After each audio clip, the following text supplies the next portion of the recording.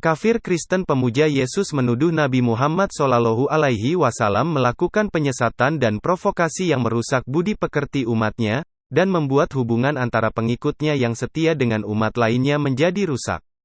Mereka juga mengatakan ajaran kafir berasal dari budaya Yahudi.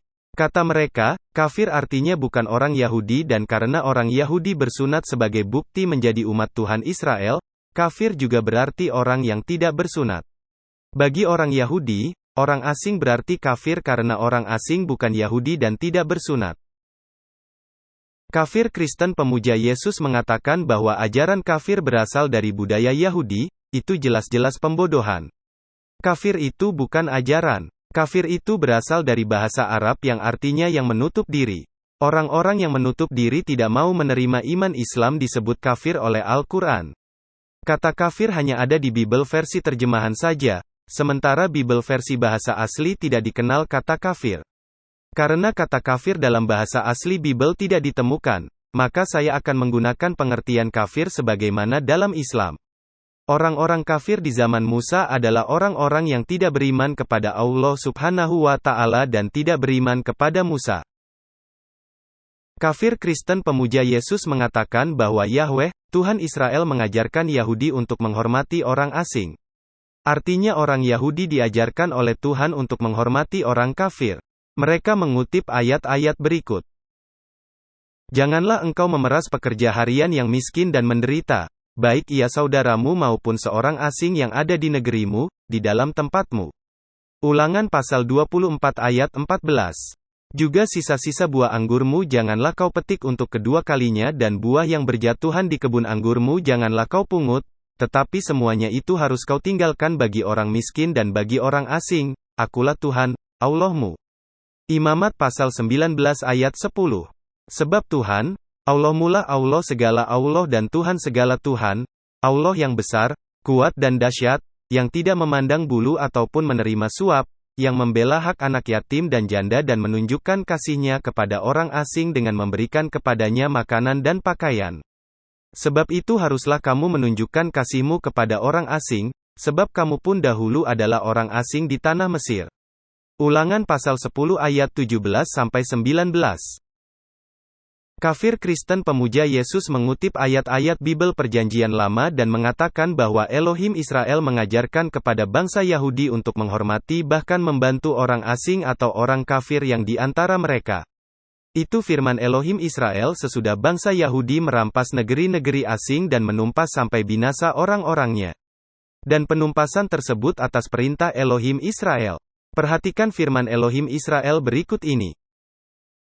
Tetapi dari kota-kota bangsa-bangsa itu yang diberikan Tuhan, Allahmu, kepadamu menjadi milik pusakamu, janganlah kau biarkan hidup apapun yang bernafas, melainkan kau tumpas sama sekali, yakni orang Het, orang Amori, orang Kanaan, orang Feris, orang Hewi, dan orang Yebus, seperti yang diperintahkan kepadamu oleh Tuhan, Allahmu, supaya mereka jangan mengajar kamu berbuat sesuai dengan segala kekejian, yang dilakukan mereka bagi Allah mereka, sehingga kamu berbuat dosa kepada Tuhan, Allahmu.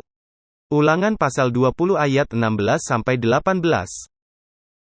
Kafir Kristen pemuja Yesus mengatakan, Tuhan Israel memerintahkan orang Israel berperang untuk merebut tanah untuk negara, bukan memerangi kafir, mereka berdusta agar kemuliaan Tuhan semakin melimpah. Anda dapat membaca kembali ayat yang saya kutip tersebut. Jelas-jelas pada ayat tersebut tertulis demikian, supaya mereka jangan mengajar kamu berbuat sesuai dengan segala kekejian, yang dilakukan mereka bagi Allah mereka, sehingga kamu berbuat dosa kepada Tuhan, Allahmu.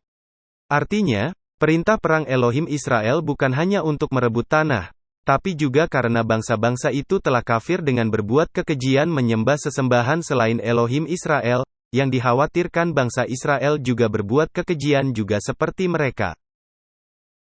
Perhatikan juga ayat-ayat berikut, apabila di salah satu kota yang diberikan Tuhan, Allahmu, kepadamu untuk diam di sana, kau dengar orang berkata, ada orang-orang dursila tampil dari tengah-tengahmu, yang telah menyesatkan penduduk kota mereka dengan berkata, mari kita berbakti kepada Allah lain yang tidak kamu kenal, maka haruslah engkau memeriksa, menyelidiki dan menanyakan baik-baik.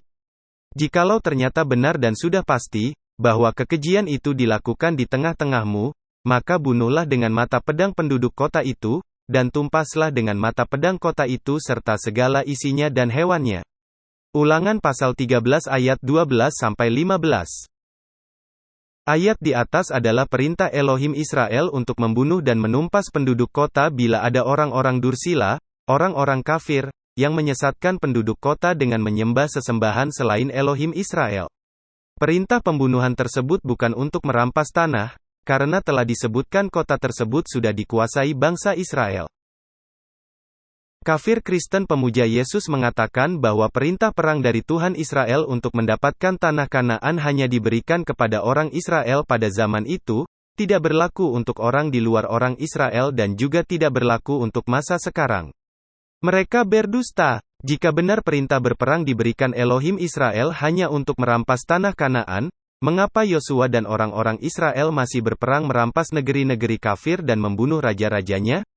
Orang-orang Israel pun sampai hari ini masih berperang, merampas tanah Palestina dan membunuh penduduknya.